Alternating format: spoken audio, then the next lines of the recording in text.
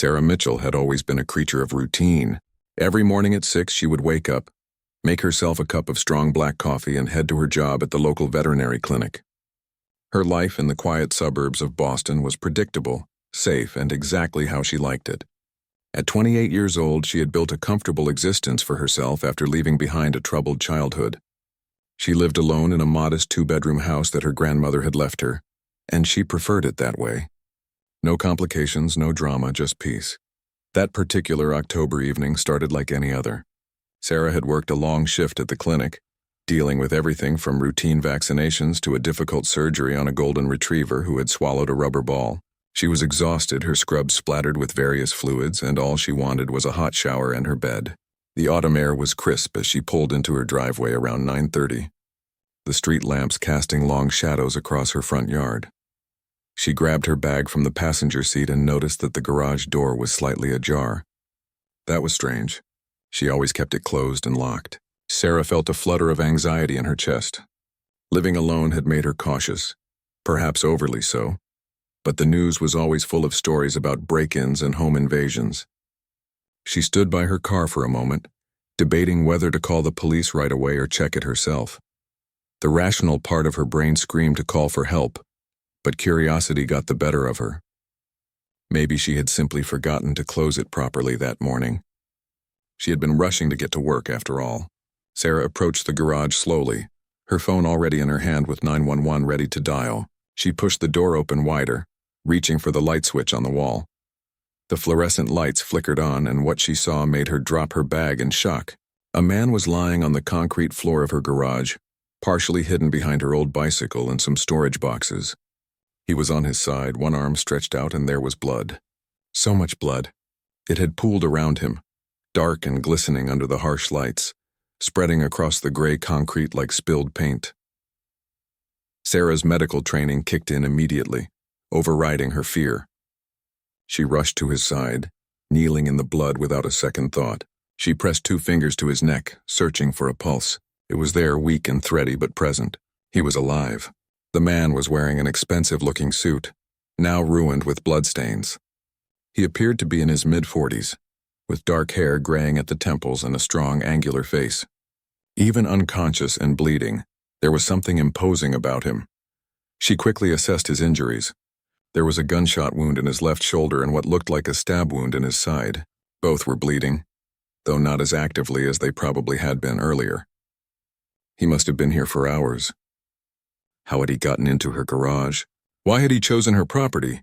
These questions would have to wait. Sarah ran back to her car and grabbed her veterinary kit from the trunk. It wasn't ideal, but she had supplies that could help. She also grabbed some old towels from the house and her first aid kit. Her hands shook as she worked, but her training steadied her. She had dealt with traumatic injuries in animals, and while this was different, the principles were the same. Stop the bleeding, prevent shock, stabilize. She cut away his shirt and jacket, revealing more of the damage. The gunshot wound had gone through his shoulder, which was both good and bad. Good because the bullet had exited, bad because it meant 2 wounds to deal with. She packed both entry and exit wounds with gauze, applying pressure. The stab wound was shallow but long across his ribs. She cleaned it as best she could and bandaged it tightly. As she worked, Sarah kept talking to him even though he was unconscious. She had read somewhere that people could sometimes hear even when they appeared to be out. She told him he was going to be okay, that she was helping him, that he needed to hang on. Her garage had become an impromptu emergency room, lit by harsh fluorescent lights, the smell of blood mixing with the scent of motor oil and dust. After what felt like hours but was probably only 30 minutes, she had done what she could. His bleeding had slowed significantly, and she had managed to get an IV line into his arm using supplies from her vet kit. She hung a bag of saline from a hook on the wall, hoping it would help with the blood loss. It was far from proper medical care, but it might keep him alive. Now came the difficult decision. She should call the police, call an ambulance. This man had been shot and stabbed. He was clearly the victim of a violent crime, or possibly the perpetrator. But something made her hesitate. Maybe it was the way he was dressed, the expensive watch on his wrist, or the way his hands looked like they had seen violence but also authority. There was a wedding ring on his finger, simple gold worn with time. Sarah sat back against the wall of her garage, her clothes soaked with his blood, and tried to think clearly. If she called the police now, they would come, they would take him, and that would be that. But what if whoever had done this to him came looking? What if bringing the authorities into this put her in more danger? She had heard stories about witness protection, about people who helped the wrong person and ended up targeted themselves. She looked at the stranger lying on her garage floor, his chest rising and falling with shallow breaths. He was somebody's husband, maybe somebody's father. Despite the fear coursing through her veins, Sarah felt a deep compassion for him. She had spent her life healing, first animals and now apparently mysterious bleeding men who appeared in her garage. Making a decision that would change everything, Sarah decided to wait. She would monitor him through the night. If his condition worsened, she would call for help immediately. But for now, she would give him a chance to wake up to explain.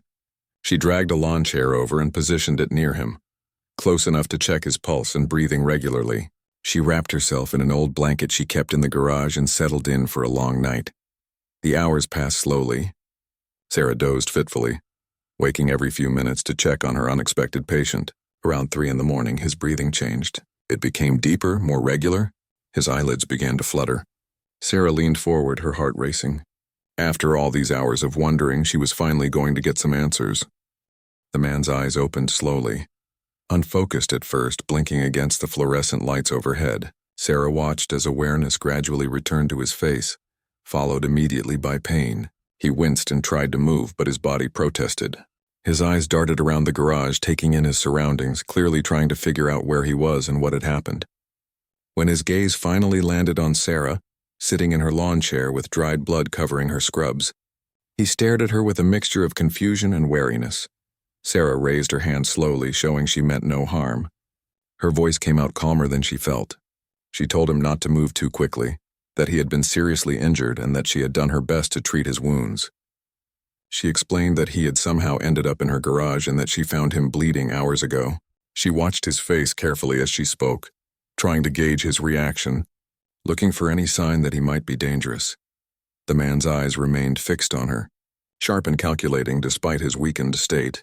He tried to speak, but his voice came out as a rough croak. Sarah quickly grabbed a bottle of water she had brought from the house earlier and held it to his lips, helping him take small sips.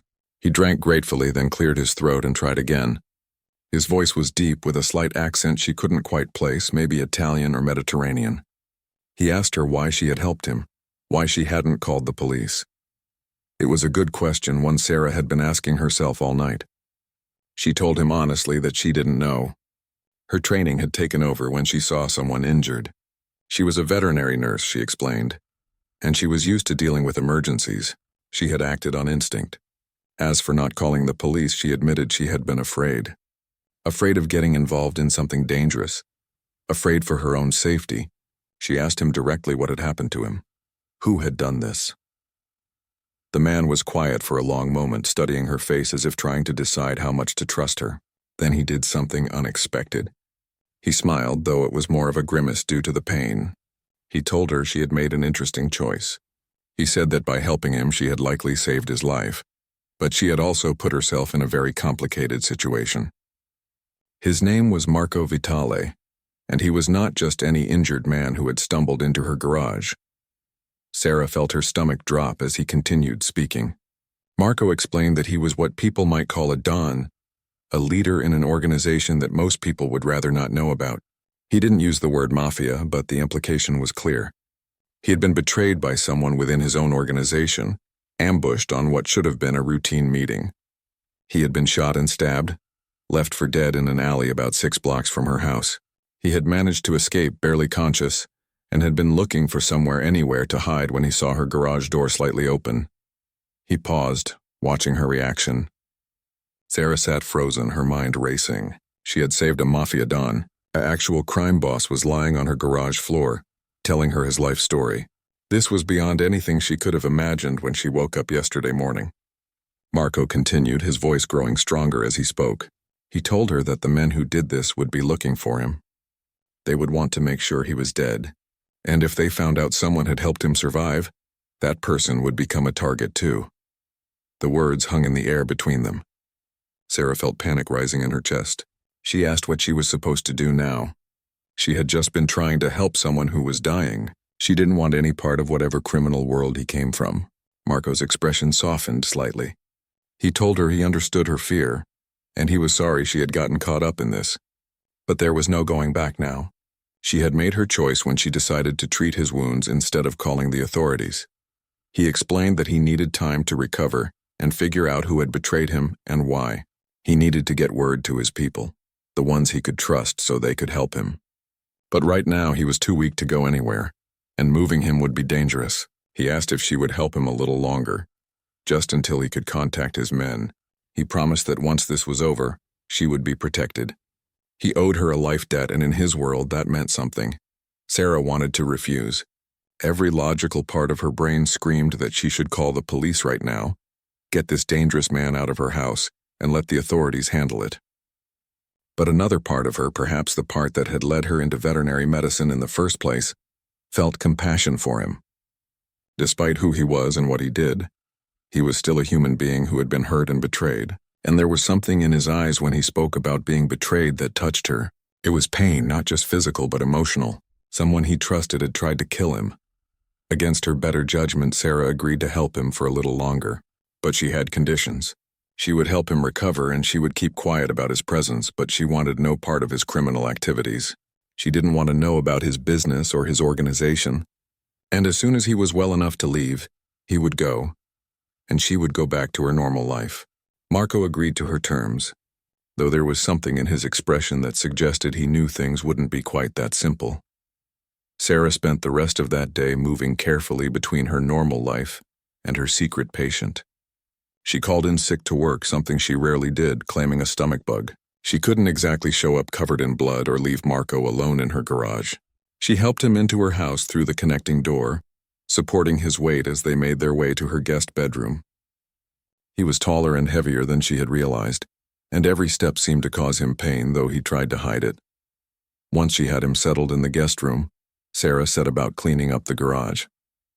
She scrubbed the blood from the concrete floor, threw away the blood-soaked towels and gauze, and tried to erase any evidence of what had happened.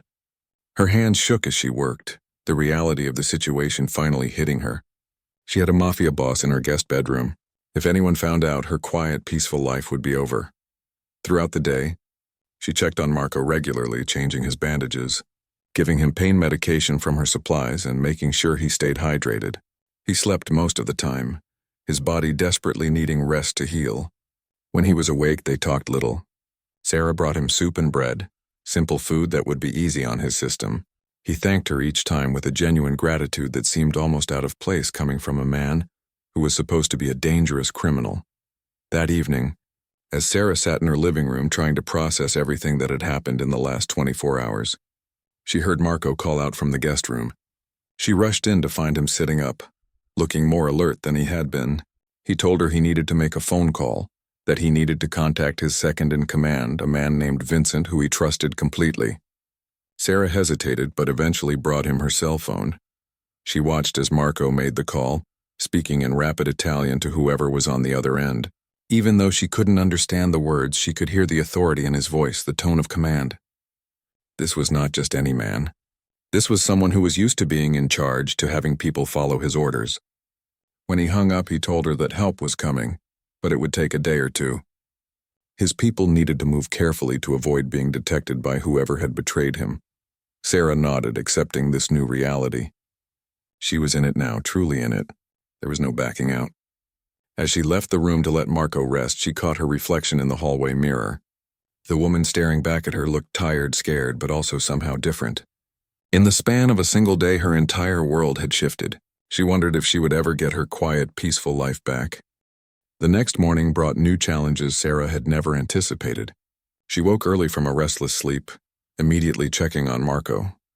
His fever had spiked during the night, and she knew the wounds might be getting infected despite her careful cleaning. She had antibiotics in her veterinary supplies, but using animal medication on a human felt like crossing yet another dangerous line. Still, watching him shiver under the blankets, his face flushed and damp with sweat, she knew she had little choice. Sarah administered the antibiotics and spent the morning applying cool compresses to his forehead, monitoring his temperature and worrying that she was in over her head. She had saved his life initially, but keeping him alive was proving to be an ongoing battle. Around noon, his fever finally broke and he fell into a deeper, more restful sleep. She sat in the chair beside the bed, exhausted and overwhelmed, wondering how her life had become this strange medical drama mixed with what felt like a crime thriller. Later that afternoon, while Marco slept, Sarah found herself looking through his belongings. She knew it was an invasion of privacy, but she needed to understand who this man really was. In his jacket pocket, which she had carefully folded on the dresser, she found a wallet. Inside were pictures. One showed Marco with a beautiful woman with dark hair and a warm smile. Another showed him with two teenage boys, both with his same strong features.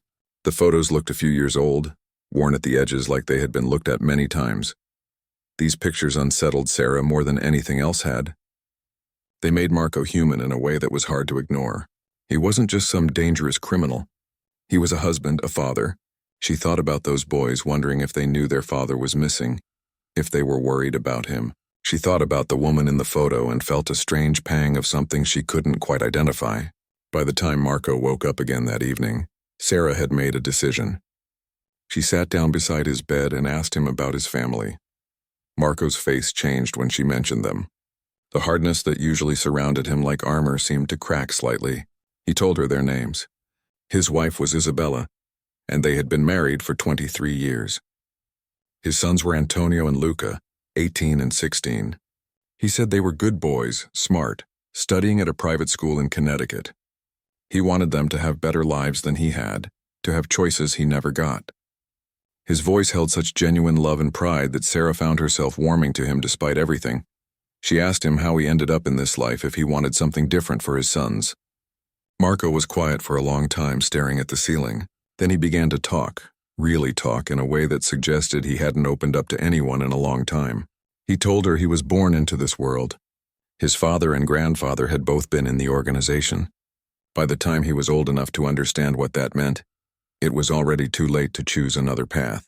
He had responsibilities, family expectations, and a certain set of skills that made him valuable. He explained that despite what people thought, his organization wasn't just about violence and crime. They protected their community, helped people who had nowhere else to turn, and provided for families that the regular world had forgotten. Yes, they operated outside the law, but there was a code, a sense of honor that governed everything they did, or at least there was supposed to be. The betrayal he had experienced showed him that those codes were breaking down, that loyalty meant less than it used to. Sarah listened, fascinated despite herself. She had grown up watching movies and TV shows about the Mafia, always portraying them as pure villains. But talking to Marco, hearing his perspective, things seemed more complicated. She didn't agree with his choices, didn't condone the criminal activities, but she was beginning to understand that people were rarely simply good or evil. They were complex, shaped by circumstances and choices, some their own and some thrust upon them. As night fell on the second day, Sarah made dinner for both of them. It felt surreal, sitting in her kitchen eating pasta with a mob boss who was recovering from an assassination attempt in her guest room. Marco insisted on coming to the table despite his pain, saying he needed to move around a bit or his muscles would seize up. She helped him walk slowly from the bedroom to the kitchen, and they sat across from each other like two normal people sharing a meal. During dinner, Marco asked her about her life. It seemed only fair since she had been asking him so many questions. Sarah found herself opening up about things she rarely talked about. She told him about growing up in foster care after her parents died in a car accident when she was 7. She explained how her grandmother, her mother's mother, had finally found her when she was 14 and given her a real home for the first time in years. She talked about how that experience made her want to help creatures that couldn't help themselves, which led her to veterinary medicine. Marco listened intently, and when she finished, he said something that surprised her. He told her that what she had been through took real strength, that survival wasn't just about being tough, but about keeping your humanity intact through difficult times. He said she could have become bitter and angry at the world, but instead she chose to heal. That took courage. Coming from a man who lived in a world of violence, the compliment felt strangely meaningful. Their conversation was interrupted by the sound of a car pulling into her driveway. Both of them froze. Sarah wasn't expecting anyone, and it was nearly 9 at night. Marco's hand went to his side, where a gun would normally be, but of course he was unarmed. His jaw tightened as they heard car doors opening and closing. Multiple people. Sarah's heart raced as she peeked through the kitchen curtain. 3 men in dark suits were approaching her front door. They looked professional, serious, and nothing like door-to-door salesmen. Before Sarah could decide what to do, the doorbell rang, its cheerful chime completely at odds with the tension filling the house. Marco tried to stand to get back to the bedroom, but he was too weak to move quickly. Sarah made a split-second decision. She told him to stay in the kitchen, out of sight from the front door, and she went to answer it. She opened the door just a crack, keeping the chain lock engaged. The man in front was tall, with silver hair and sharp blue eyes. He introduced himself as Vincent Caruso and said he was looking for his friend who might be in the area. He was very polite, very calm, but there was something in his eyes that told Sarah this man was dangerous. He asked if she had seen anyone injured or unusual in the neighborhood over the past few days. Sarah's mind raced. This could be Vincent, the man Marco had called, the one he said he trusted, or this could be one of the people who tried to kill him, using Marco's call to track him down. She had no way to know which. She told him she hadn't seen anything unusual, that she worked long hours and mostly kept to herself. Vincent smiled, but it didn't reach his eyes. He handed her a business card and told her if she did see anything, she should call him immediately. It was important, he said, a matter of life and death. After they left, Sarah returned to the kitchen with shaking hands. Marco looked at her with approval. She had handled that well, he said. But now they had a problem. He couldn't be sure if that was really Vincent or not. The description matched, but so much had changed in the 2 days since the ambush. He needed to be certain before revealing his location. If those men came back, if they searched the house, things could get very dangerous very quickly. That night, Sarah couldn't sleep at all. She lay in bed, listening to every sound, jumping at every creak of the house settling. She thought about calling the police a dozen times, finally ending this crazy situation. But every time she reached for her phone, she thought about Marco's sons, about Isabella, about the trust this dangerous man had placed in her. She had crossed so many lines already. What was one more night? The answer to that question came at 3 a.m, when Sarah heard breaking glass from downstairs. Someone was in her house. Sarah's heart hammered against her ribs as she heard footsteps moving through her living room downstairs. She grabbed her phone and slipped out of her bedroom as quietly as possible, moving toward the guest room where Marco was staying. She opened his door without knocking and found him already awake, alert, sitting up in bed despite his injuries. He must have heard it too. She whispered that someone was in the house and his face became grim but not surprised. Marco moved faster than she thought possible for someone in his condition, adrenaline clearly overriding pain. He gestured for her to help him stand, and together they moved to the closet. It was a small space, barely big enough for both of them, but Marco positioned them so he was in front, shielding her with his body despite being the one who was injured. They pulled the door almost closed, leaving just enough gap to see into the room. Sarah could hear her own breathing, too loud in the confined space, and tried to control it. The footsteps came up the stairs slowly, carefully. Sarah counted at least 2 different sets of feet, maybe 3. Her bedroom door opened first, and she heard drawers being pulled out, furniture being moved. They were searching systematically. Then the footsteps moved toward the guest room. The door swung open and 2 men entered. One was short and stocky, the other tall and thin. Both wore dark clothes and moved like professionals, checking corners and looking under the bed. The tall one moved toward the closet. Sarah felt Marco tense in front of her, his body coiled like a spring ready to release. The closet door started to open, and Sarah knew this was it. Everything was about to explode into violence. But then a phone rang, echoing loudly in the quiet house. The short man pulled out his cell and answered, speaking in low, urgent Italian. After a moment, he gestured to his partner. They needed to leave. Someone had reported seeing suspicious activity, and police were on their way. The 2 men quickly left the room, their footsteps thundering down the stairs. Sarah heard the back door slam, then car engines starting, tires squealing as vehicles raced away from her house. She and Marco stayed frozen in the closet for several more minutes, making sure they were really gone. When they finally emerged, Sarah's legs were shaking so badly she could barely stand. Marco caught her arm, steadying her, though he looked pale and was clearly in pain from the sudden movement. They went downstairs together, Marco leaning heavily on her shoulder. The living room was a mess. Cushions had been thrown off the couch. Her desk drawers were open with papers scattered everywhere, and her television had been moved away from the wall.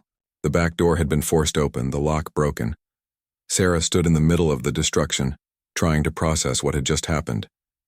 Someone had really tried to find Marco, and they had been willing to break into her home to do it. Marco was already on her phone making calls. He spoke rapid Italian, his voice hard and commanding despite his weakened state. When he finished, he told Sarah that his real people were coming now.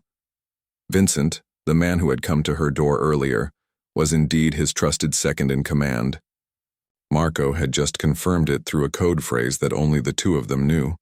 The men who had broken in tonight were from the faction that had betrayed him.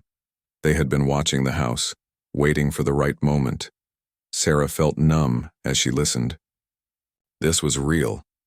People were actually trying to kill Marco, and by extension they might hurt her too just for being in the way.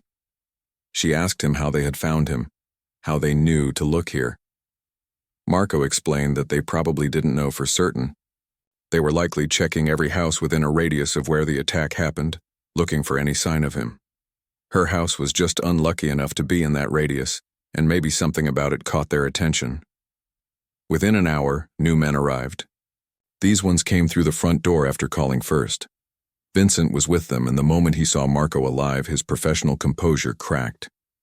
The older man actually had tears in his eyes as he embraced Marco carefully, mindful of his injuries.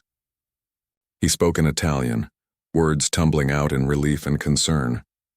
Marco responded in kind, and even though Sarah couldn't understand the language, she could hear the deep bond between these two men.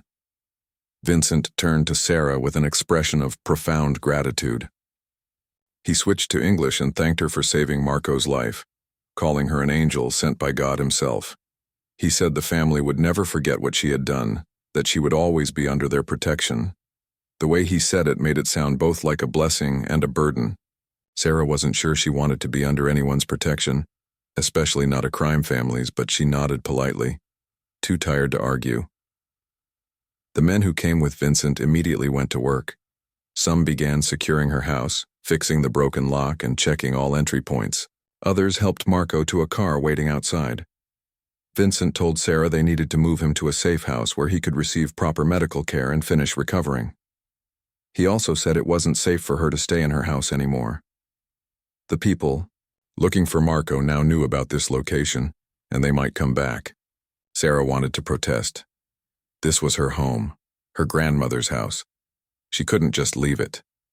But Vincent was insistent, and even Marco, being helped into the car, looked back at her with concern.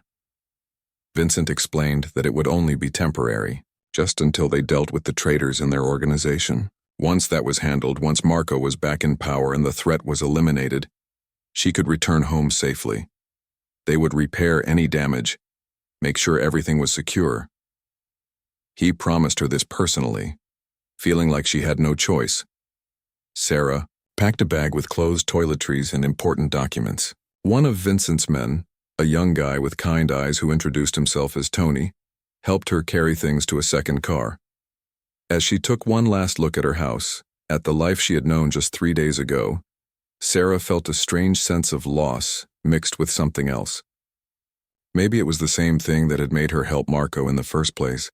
Maybe it was curiosity, or a desire for something more than her quiet, predictable existence. They drove for almost 2 hours, eventually arriving at a large estate in the countryside. It was the kind of place Sarah had only seen in movies, with iron gates, manicured lawns, and a house that looked more like a mansion. Vincent explained that this property belonged to Marco's family, a safe place where his enemies wouldn't think to look. Sarah was given a room on the second floor, spacious and beautifully furnished, nothing like her simple guest room at home. Marco was taken to a different wing of the house where a private doctor was waiting to examine him properly. Sarah offered to help, but Vincent gently told her she had done more than enough. She should rest now. Let the professionals handle it. She was a guest here, not a nurse. The way he said it was kind but firm, making it clear that there were boundaries in this world she was now part of, lines she shouldn't cross.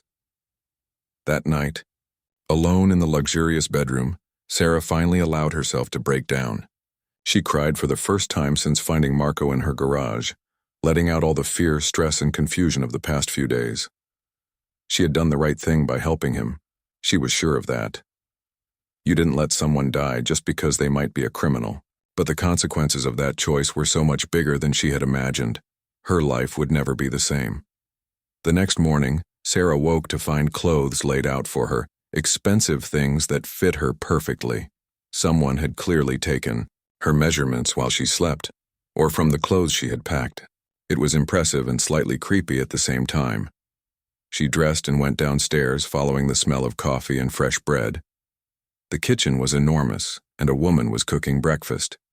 She introduced herself as Rosa, the house cook, and immediately made Sarah feel welcome.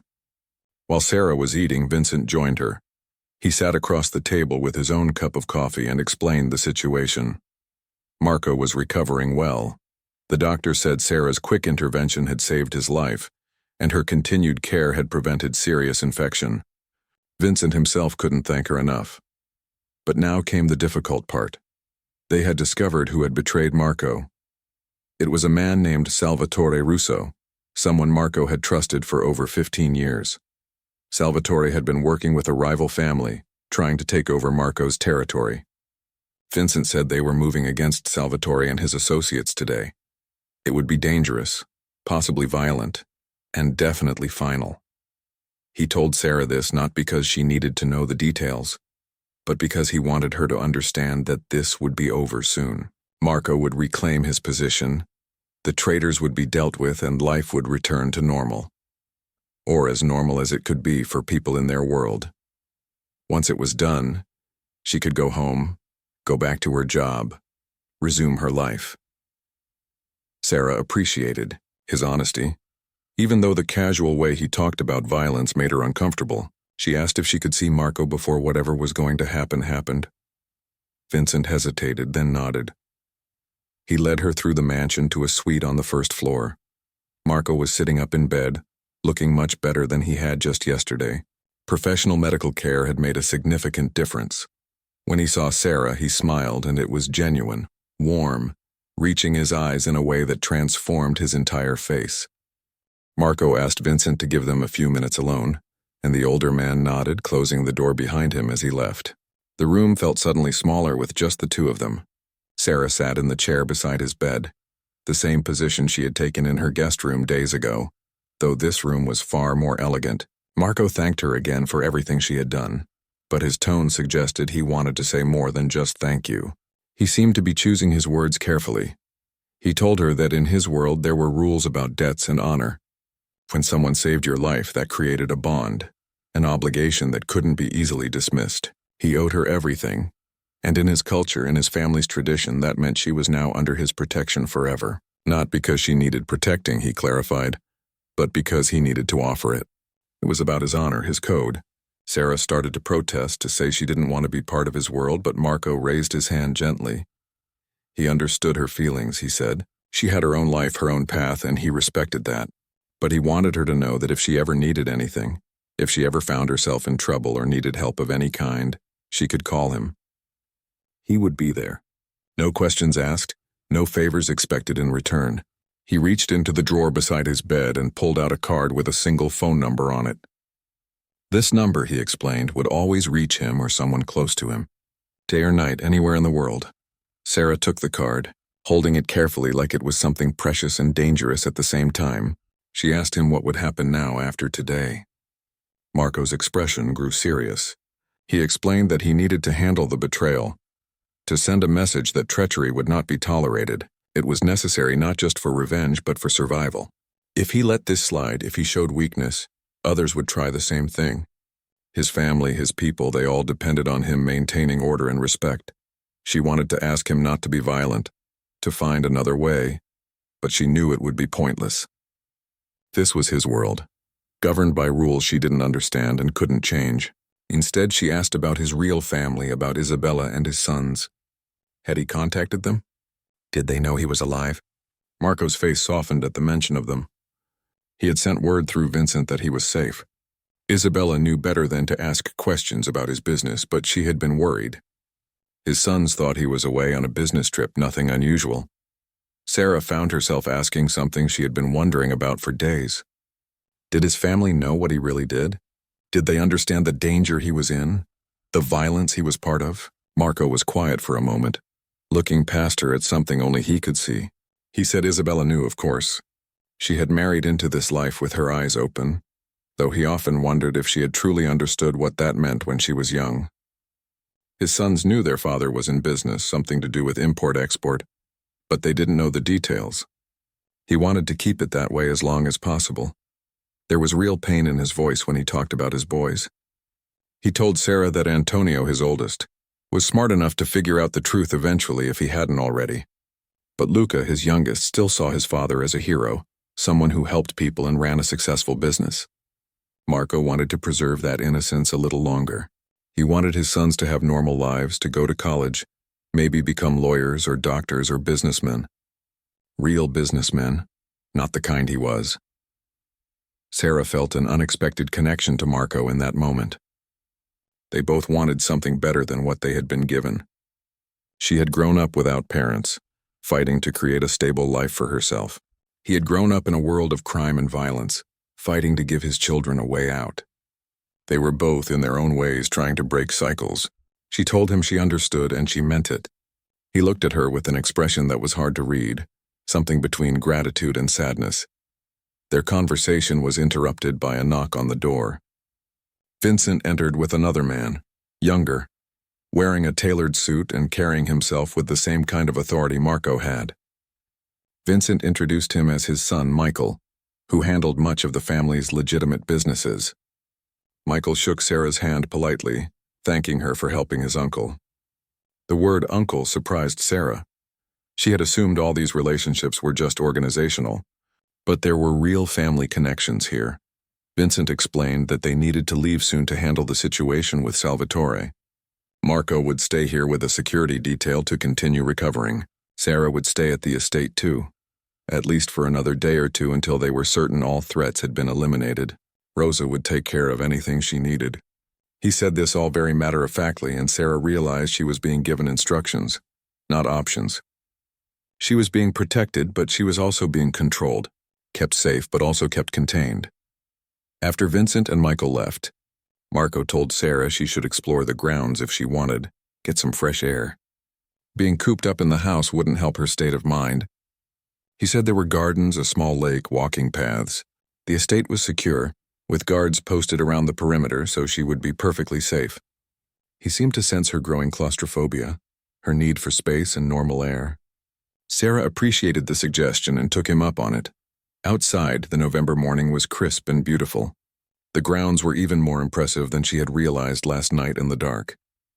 There were rose gardens, though the flowers had mostly faded with the season, and a path that led through a small woods to a lake. Sarah walked slowly, breathing in the cold air, trying to process everything that had happened. Her phone was still at her house, but Vincent had given her a temporary one so she could be reached if needed. She found herself at the lake, sitting on a stone bench, watching the water ripple in the breeze. This was someone's life, she thought. This beautiful hidden estate, the guards, the secrets. It was so far removed from her world of veterinary clinics and modest suburban homes. She wondered what it was like to grow up here, to be Marco's sons, to have all this wealth and privilege but also know the darkness that paid for it. She thought about Isabella, the woman in the photograph, and wondered what kind of strength it took to be married to a man like Marco. Lost in thought, Sarah didn't hear someone approach until they spoke. She turned to find a woman standing nearby, elegant and beautiful, with the same dark hair from the photograph in Marco's wallet. Isabella. Sarah stood quickly, feeling like she had been caught somewhere she shouldn't be, but Isabella smiled warmly, introducing herself and thanking Sarah for saving her husband's life. Her English was accented but perfect, her manner gracious and calm. They sat together on the bench, and Isabella explained that Vincent had called her immediately after securing Marco. She had driven up from Connecticut this morning, needing to see for herself that he was truly all right. She had seen him briefly, and now she wanted to meet the woman who had given her husband back to her. Sarah didn't know what to say. She mumbled something about just doing what anyone would do. But Isabella shook her head firmly. "Not anyone," she said. "Most people would have called the police or done nothing at all." Isabella asked Sarah about herself, seeming genuinely interested. They talked for nearly an hour, about Sarah's work, her grandmother, her quiet life in the suburbs. Isabella listened attentively, asking questions, and Sarah found herself relaxing around this woman who should have been intimidating, but somehow wasn't. There was a strength in Isabella, a calm acceptance of her life's complications that Sarah found fascinating.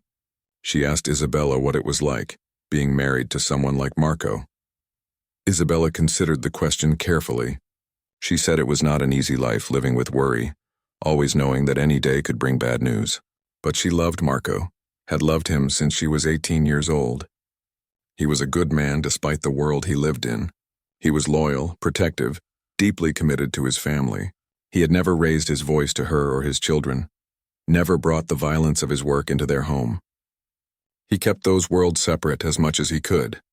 Was it perfect? No. Would she choose differently if she could go back?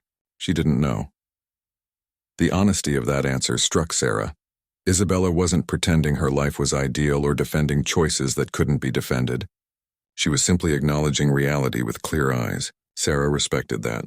They sat in companionable silence for a while, watching the water. Two women from completely different worlds connected by their concern for the same complicated man. Eventually, Isabella said she needed to get back to her sons who were at school and didn't know she had made this trip. Before she left, Isabella took Sarah's hands in hers and looked at her intently. She said that Sarah had a good heart, that she could see it clearly.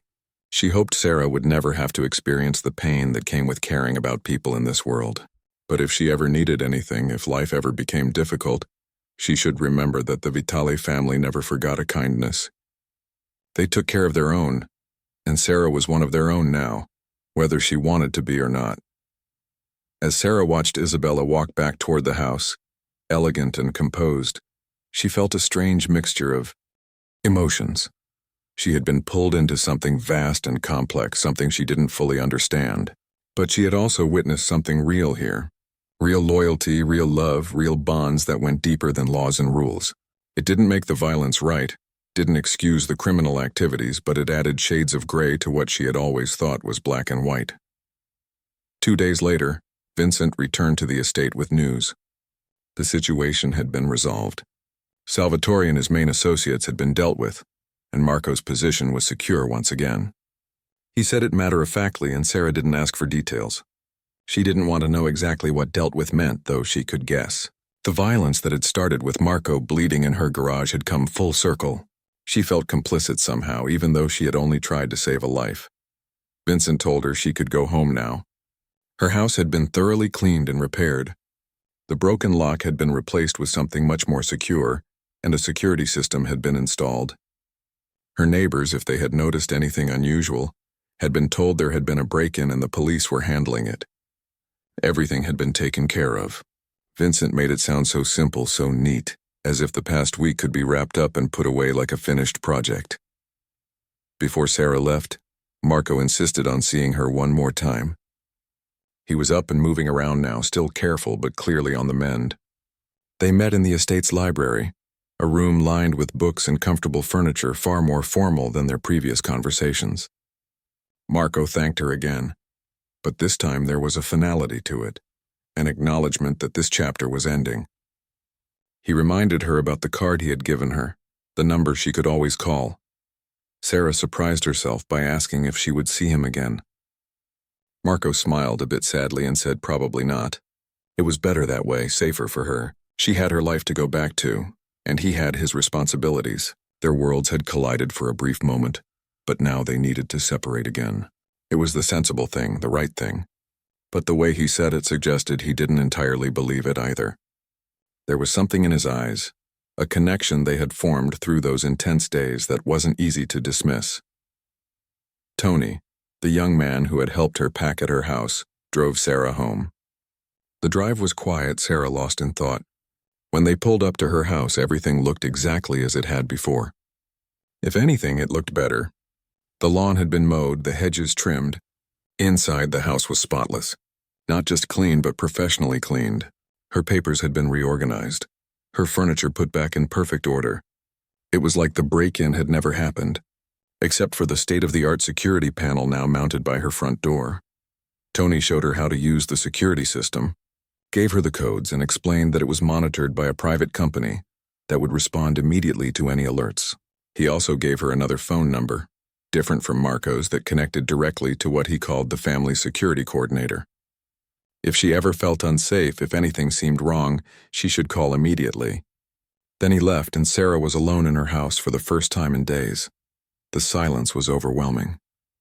Sarah walked through her rooms, touching familiar objects, trying to reconnect with her normal life. But everything felt different now. She knew things she couldn't unknow, had seen a world that most people only read about in books or saw in movies. She made herself a cup of tea and sat at her kitchen table, the same table where she had eaten pasta with Marco just days ago, and tried to figure out how to move forward. The next day, Sarah went back to work.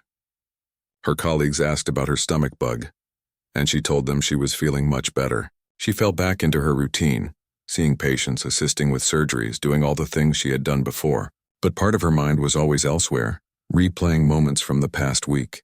When she treated a dog who had been in a fight, she thought about Marco's wounds.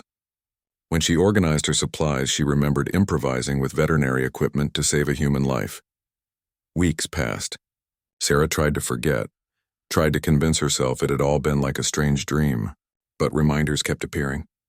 A news article about organized crime mentioned Marco's name, calling him a person of interest in several ongoing investigations, but noting that no charges had ever stuck.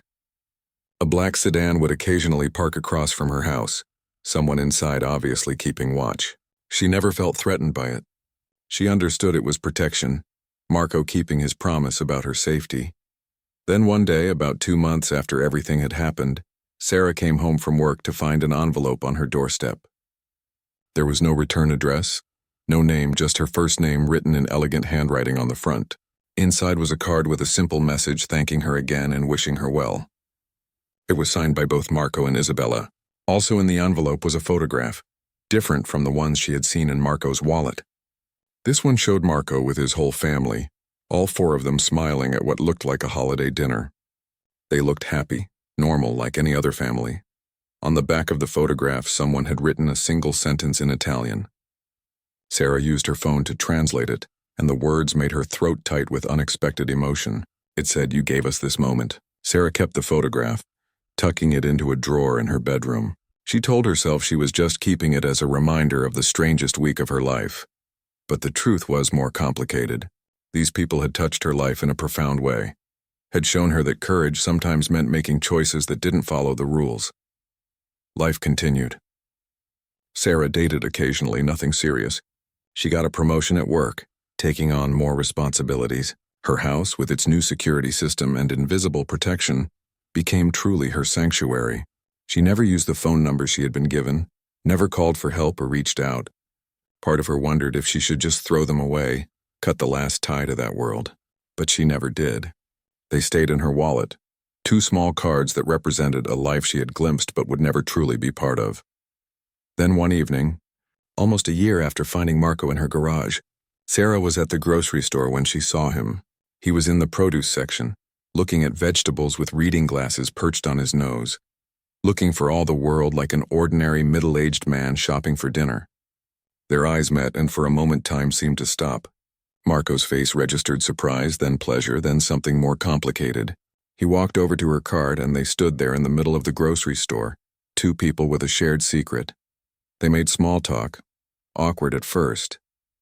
Marco said he was in town visiting some business associates and had decided to pick up a few things for dinner. Sarah mentioned she was just doing her weekly shopping, but beneath the ordinary words was everything unspoken, all the history between them. Marco asked how she was really doing, and his tone made it clear he wanted a real answer, not a polite one. Sarah found herself being honest, telling him she was good, that she was happy, but that sometimes she thought about that week and wondered if it had really happened. Marco smiled and said he thought about it too, probably more often than he should. He said saving his life had given him a chance to watch his sons graduate from high school, to celebrate his 25th wedding anniversary, to do a lot of things he wouldn't have done otherwise. He owed her for every good moment he had experienced since that night. Sarah felt tears prick her eyes unexpectedly. She told him she was glad, that knowing he was okay, that his family was okay, meant everything. They talked for a few more minutes, and then Marco said he needed to go. But before he left, he told her something that stayed with her. He said that meeting her, being saved by her, had reminded him what it meant to have real courage. Not the kind that came from carrying a gun or making hard decisions in his business, but the kind that came from choosing to help someone, even when it was dangerous and made no sense. She had that courage, and he hoped she never lost it. As Sarah watched him walk away, pushing his shopping cart like any other customer, she felt a sense of peace she hadn't realized she was missing. That chapter of her life was truly closed now, but it had changed her in ways she was still discovering. She had learned that people were more complex than labels like criminal or civilian. She had learned that courage sometimes meant breaking the rules. And she had learned that a single choice made in a moment of crisis could ripple out in ways you never expected. Sarah finished her shopping and drove home. That night, she looked at the photograph again, at Marco's family smiling together. She thought about all the lives connected to that one night in her garage. Isabella getting her husband back, Antonio and Luca still having their father, all the people in Marco's organization who depended on him for their livelihoods and protection. Her choice to help had affected all of them, had kept that whole world spinning. She also thought about herself, about how that experience had woken something up inside her. She'd spent so much of her life playing it safe, avoiding risks, staying in her comfortable routine. But when faced with a real test, she had acted with courage and compassion. That night had shown her who she really was, and she liked what she had discovered. Maybe it was time to take more chances, to stop always choosing tea.